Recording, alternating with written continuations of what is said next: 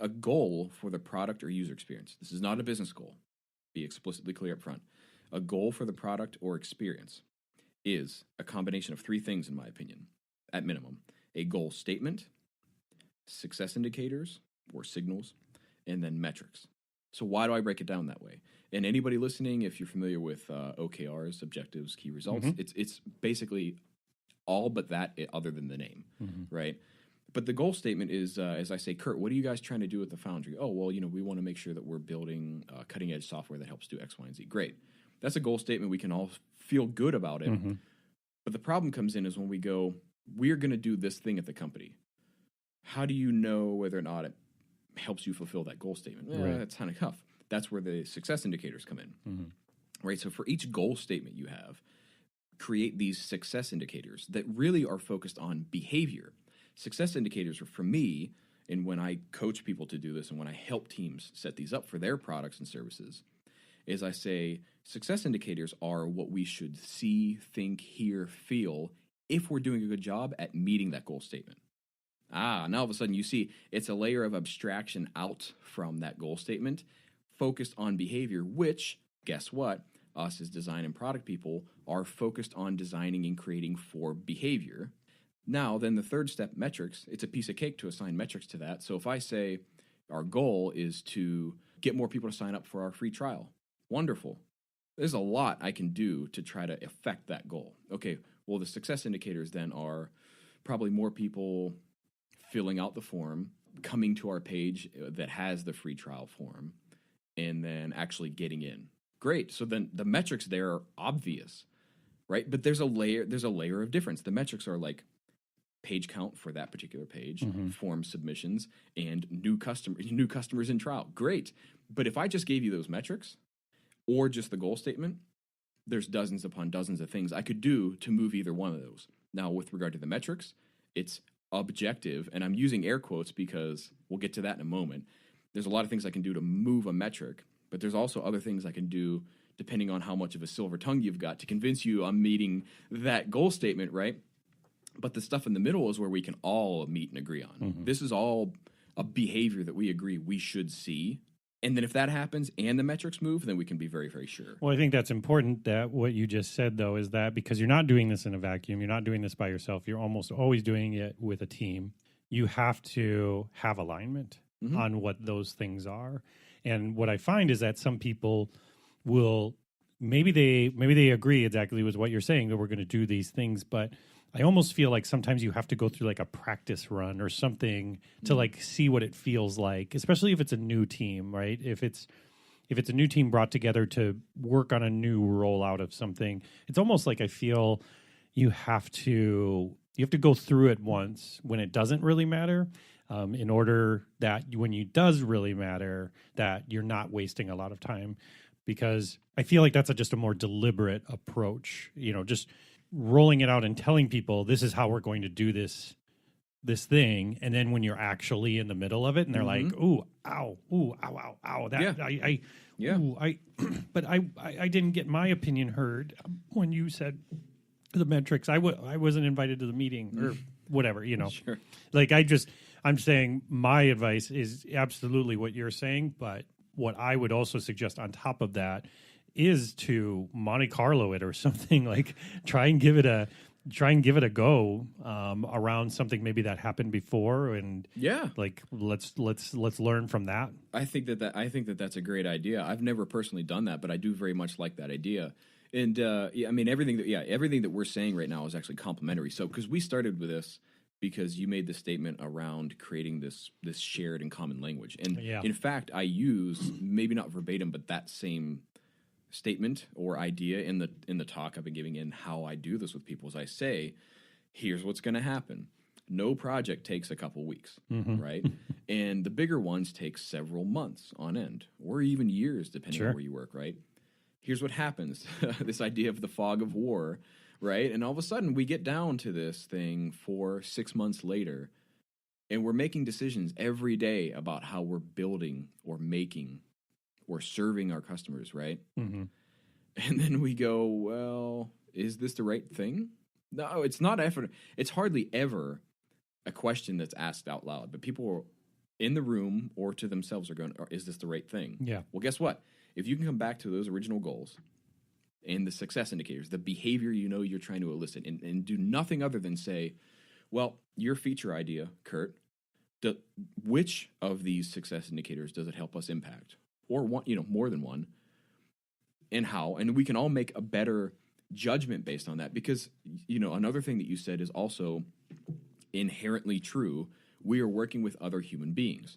We all often very, very outwardly say we value logic and rationale, but we don't practice it because we're not good at it. We're not, human beings, right? Yeah. So the issue that this solves is that we hold ourselves accountable because we all were part of creating that goal and those success indicators. You dig? So then when we come to the table and we say, well, look, we agree this is what we were trying to do, you have now two options. You can say, is what we're doing or what you're suggesting we do good for the outcome we agreed to, or did this successful outcome change? And if that's true, okay, let's go back through that goal creating process so that we can all be on the same page. Yeah. It gives you a very easy platform to just say, we're either doing something that's helping us, or, it's out of scope maybe for later, or it's wrong altogether, or let's change what our agreed understanding of a successful outcome should be. So let's say, and I really like what you're saying, but let's throw it into a different context. I'm a UX person. Maybe I'm a senior, or I'm sitting on the bubble, and I'm working on a team, and somebody comes in, some stakeholder or product owner or something, and says, people don't like the form on the website. We need to do that. And you might be thinking to yourself, well, I just listened to this amazing podcast with Zach and Kurt, and I was told... It is amazing, and it was amazing. I can already tell. We're not even done. I know. It's great. And so... so I'm this person who's sitting there, and I'm slowly raising my hand saying, but shouldn't we discover what the real problem is? What advice would you give that person? Obviously, squeaky wheel, you could certainly say that, right? Just go and run around like a chicken with your head cut off and make sure somebody listens to you. But you've been in that situation before. I've been in that situation before, where that stakeholder is adamant that this is the problem, right?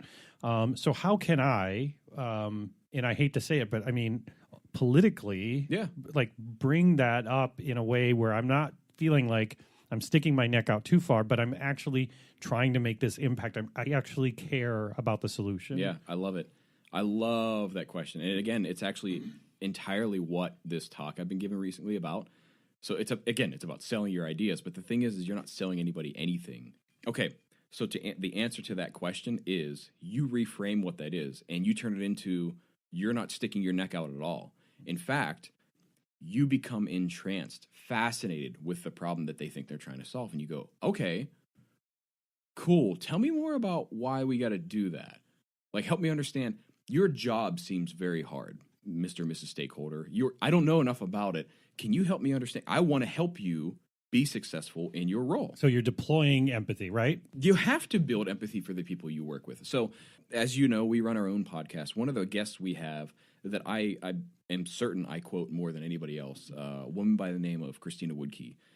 She is full stack brilliant in every way. And one of the things that she said, and I use this quote in the talk that I give, is she said, there's a lot of designers out there with empathy for the people they're designing for, but hardly any with the people they're working with. I talk about this on the show. I've talked about it with a number of people that you know well, and other people, that there is a point where people become I talked about it on the Brian Rowe show. I had him on. It was the Brian Rowe show. Yeah, we actually rebranded the podcast for that one. Yeah, exactly. And he, I brought that question to him, is that, there is this thing in user experience sometimes where you're imagining this user out in the cold with like a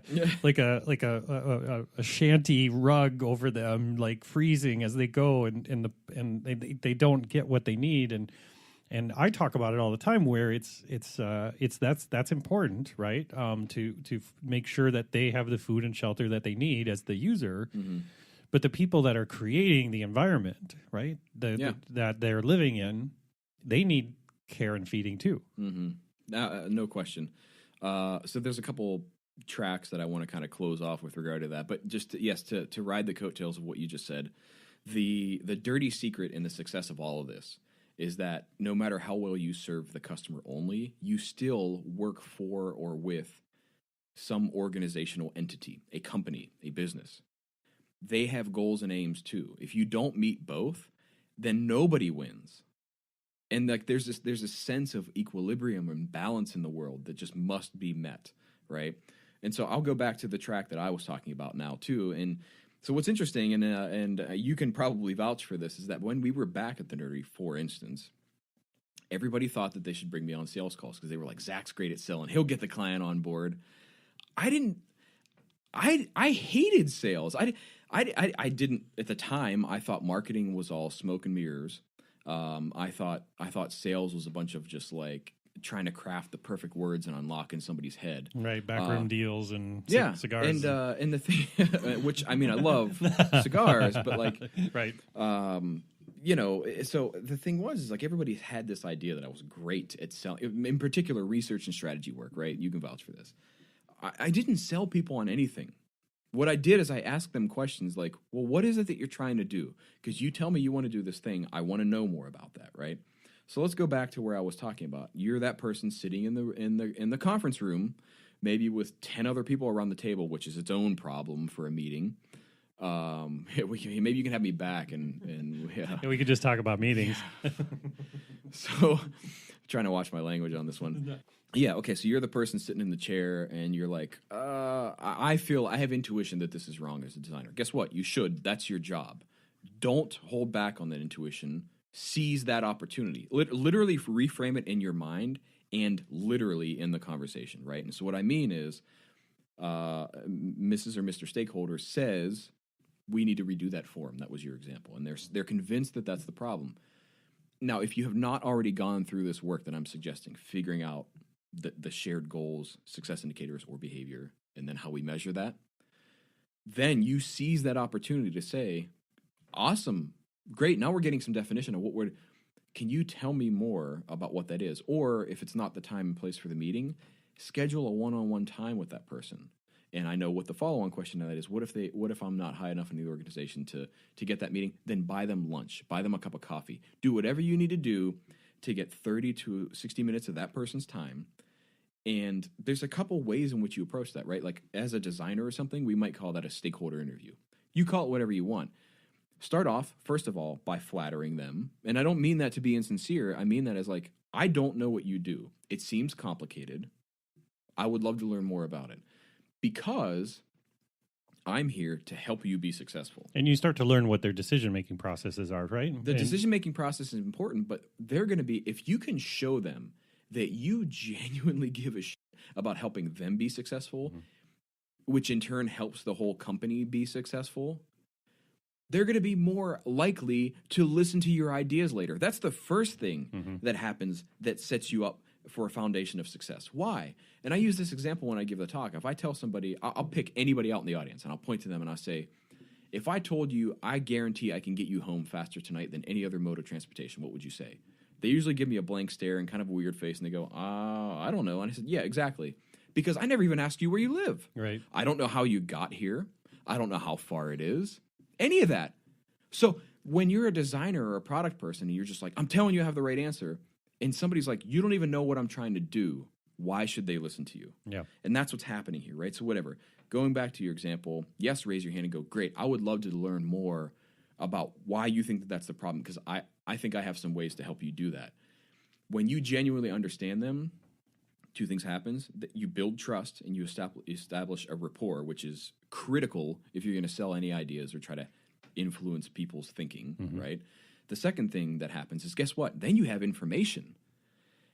And if indeed the form is not the problem, you can go, you said that you wanted this thing to happen. I got some ideas for you, Jane Doe. I actually think if we did this other thing, it might help you be more successful in the thing you said than the form. What do you think of that? Should we explore that? And then literally leave it in the ball in their court. Right. Because if you've also established that trust, you've then placed the locus of control on them.